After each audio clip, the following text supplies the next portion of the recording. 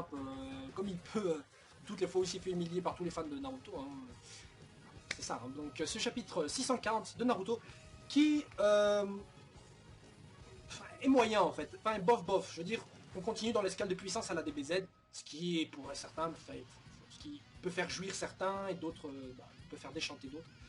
Dans tous les cas, on voit dans le chapitre, première chose, c'est déjà que le look de Minato a un peu changé. Hein. Niveau coiffure, je pense que l'auteur s'est rendu compte qu'on pouvait confondre Naruto et Minato niveau allure, donc je pense qu'il a vite fait dû changer niveau coiffure pour qu'on reconnaisse plus Minato, vu qu'il apparaissait de plus en plus et on risquait de pas comprendre ce qui se passait.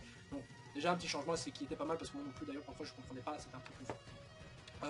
Dans tous les cas, donc Naruto qui donc se sauve Sasuke, se sauve lui et Sasuke donc de la terrible menace qui pesait sur eux dans le cliffhanger du chapitre précédent. Bon, encore une fois, c'était juste pour montrer que Naruto n'était pas aussi con que ça et que finalement, voilà, il est le digne fils de son père, tout ça. Oh, Naruto arrive à suivre Sasuke, parce que Minato avait fait une petite remarque à Sasuke, putain, on est vraiment doué, hein. Mais Naruto aussi qui est doué, donc voilà, ça c'est un passage un peu inutile, on se serait bien passé. Les cases perdues. Chose principale de ce chapitre, c'est l'état de Obito mentalement, parce que dans les chapitres précédents, on se disait, putain, mais est-ce qu'il a le contrôle, est-ce qu'il est devenu fou, est-ce que c'est Jubi qui contrôle? Donc visiblement, en fait, Obito était en fait dans le contrôle, mais je veux dire, il contrôlait pas totalement. Il était sur le point de crever à un moment, je me suis dit, est-ce que ce serait la méthode qu'ils vont utiliser pour niquer Obito, c'est-à-dire que le fait qu'il contrôle pas son chakra va le faire exploser, ils vont en profiter. Eh ben non, à part tirer des petites boules sphériques noires qui provoquent des explosions un peu partout, Obito est d'ailleurs plus malin que ça. On a donc un passage où Obito se faisait, je veux dire, déchirer, on va dire. Donc je pense que c'était plutôt mental, c'était une sorte de vision symbolique, je veux dire, dans la réalité, je veux dire, c'était pas Obito qui était dans la mat chakra, à l'intérieur de tout ça, qui était là prisonnier. Non, je pense que c'était plutôt mental. Donc on voyait Obito se faire déchirer par, je sais pas, un truc, je sais pas, peut-être Jupi, comme des bouts de bois, en fait, des branches, des racines qui essaient d'arracher les bras, le corps d'Obito, et qui en même temps, à côté on avait des images où on avait les souvenirs genre Kakashi, Minato, enfin quand il était plus gosse, quoi, qui s'arrachaient aussi dans une photo. Donc je pense que c'était pour dire l'esprit d'Obito se faisait déchirer, quoi, se faisait niquer par le chakra de Jubi jusqu'à ce qu'il allait prendre totalement le contrôle. Mais Obito, encore une fois, en repensant à Rin, encore une fois en repensant à une enfant, arrive à contrôler le chakra, se dit non, je vais pas me laisser faire. Et finalement, il garde le contrôle. Résultat, Obito a l'apparence du Rikudo Senin avec le bâton de pèlerin, qui est bien stylé d'ailleurs, j'aime bien. Il a l'allure de la cape, là, je sais pas quoi, enfin bon, bizarre, le chakra qui prend la forme des habits, vous savez. On avait déjà eu ça avec Naruto, mais bon, et donc, il atteint le mode Rikudo Senin. On ne sait pas jusqu'où cette transformation va continuer, parce que là, bon, on a eu les transformations de Jubi, maintenant les transformations d'Obito. Il faut savoir jusqu'où ça va s'arrêter tout ça. Bon, juste à part ça, d'ailleurs, Minato, qui voulait, le chapitre précédent, voulait utiliser sa technique, là, le Rasen Senku Shurimbu Kusanchiki, là. Il n'a pas eu le temps de le faire, encore une fois, ou alors on l'a pas vu, ou alors c'est totalement nul. On l'a juste vu lancer ses kunai, mais on n'a pas vu exécuter cette technique. On ne sait pas encore combien de temps il va le faire, mais on verra bien.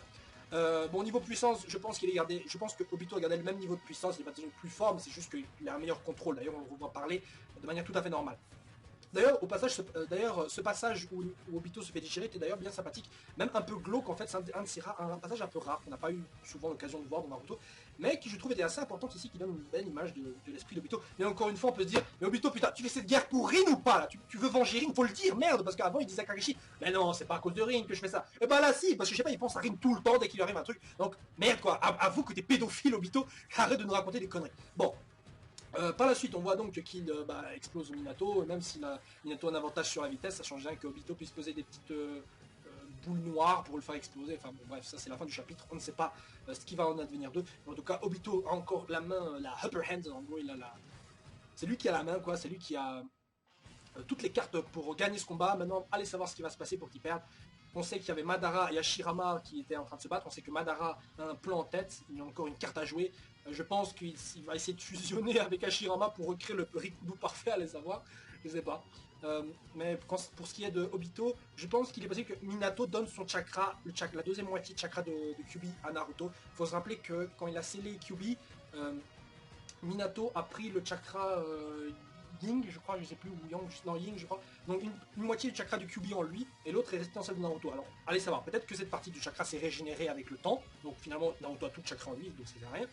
Ou alors, c'est une partie de chakra qui ne se régénère jamais, et donc Naruto n'a eu que la moitié de la puissance de Kyuubi. Et donc Minato va peut-être lui redonner, parce qu'on sait que quand il s'est fait ressusciter, Minato a dit oui Naruto, j'ai un présent, enfin un cadeau pour toi. Vous allez dire, mais quel était ce cadeau? Minato est un mort vivant, le seul cadeau qu'il a en lui c'est peut-être le chakra Naruto qui pourrait rendre, le chakra de Kyuubi qui pourrait rendre à Naruto. Et je pense que c'est ça. Il est possible que ce soit ça, j'espère que ce soit ça parce que ce serait bien. qu'on ait enfin un QB full power et qu'on ait Naruto qui redevienne le héros, merde quoi, parce que là il fait un duo avec Sasuke, ça me dérange pas tellement, mais je veux dire c'est Naruto, il faudrait bien qu'il fasse quelque chose, même si ça reste un peu illogique, de toute façon on est tellement dans l'illogisme dans ce manga, que de toute façon Naruto qui arrive à buter un dieu, ça m'étonnerait même plus. Et ça me décevrait, et me choquerait même plus. Euh, donc, allez savoir peut-être qu'il va faire ça, peut-être que Minato l'a plus, hein, peut-être qu'il a plus en lui vu qu'il est mort, enfin vu que c'est un mort vivant. Donc, beaucoup de choses sont possibles. Et j'aurais aimé qu'on voit ça parce que visiblement Naruto a gagné plus ou moins l'apparence du Rikudo Senin juste avec le Chakra Kyuubi. Et on a Obito qui lui a gagné quasiment avec le bâton pèlerin, quasiment presque la même apparence que le Rikudo, juste avec le chakra de 7 bijou complets et 2 bijou incomplets. Donc je me dis, s'il avait eu le chakra de Kyuubi de Hachibi, il serait redevenu totalement comme le Rikudo Senin quoi. Et d'ailleurs c'est assez amusant parce que moi je pensais que si un jour on allait revoir le Rikudo Senin, ce serait soit à travers un flashback, soit à travers Naruto. Naruto qui gagnait l'apparence du Rikudo, je me suis dit on allait faire un parallèle ou quoi, un truc dans le genre, je sais pas. Mais voilà. Et bah non, finalement c'est Obito. D'ailleurs je pense qu'on va avoir peut-être une indication comme quoi Naruto donc était effectivement une des descendances directes, du Rikudo Senin. Comme l'ont été d'ailleurs Ginkaku et Kinkaku, qui ont eu d'ailleurs une petite marque là aussi, comme Naruto, mais je pense que c'était plus Yakubi. On nous a lâché que c'était de là où étaient des descendants du Rikudo. Allez savoir pourquoi, mais je pense que c'était juste pour légitimer le fait qu'ils aient absorbé le chakra de Kyuubi, mais il faudrait un peu plus de mots pour savoir, parce qu'on nous parle de descendance du Rikudo, il y a les Uchiwa, il y a les Uzumaki qui sont liés aux Senju, les Senju qui sont les principaux, c'est pas qui... Voilà, bon bref, il faudrait un peu plus de précision quant à tout ça, je pense que c'est Madara qui a les réponses. Qui va nous apporter. Au passage d'ailleurs, Madara qui est apparu d'ailleurs dans le dernier épisode de Naruto Shippuden qui est sorti, que je recommande à tout le monde, il est très bien à part les musiques qui sont très mal placées. Mais l'anime reprend donc ce serait cool d'aller voir si vous l'avez pas vu. Dans tous les cas. Fin de chapitre donc où, comme le chapitre précédent en fait, ils sont en danger, il y a une attaque qui va les tuer, mais allez savoir qui va les sauver cette fois-ci, peut-être Sandaime ou Nidaime, faudrait bien qu'on les revoie en faire un truc là, parce que là, à part faire des petits papiers, des shurikens, putain, on avait pas besoin d'eux si c'était pour faire ça quoi. Bon. Sinon, à part ça, bah, rien d'autre, hein, comme d'habitude, même continuité du chapitre. Power-up, mise en danger, explosion, cliffhanger où les gens ont l'air de mourir. Voilà, c'est un peu le béaba de Naruto ces temps-ci. Donc on se retrouvera la semaine prochaine pour de nouveaux chapitres. Pour nouveaux chapitres, j'espère qu'ils auront un peu plus de consistance et des trucs, des éléments un peu nouveaux. J'espère que Naruto, on le reverra un peu plus sur le devant de la scène parce que là, ça commence à bien faire. Voilà, sur ce, semaine prochaine, et bah, salut, bonne journée. Bisous.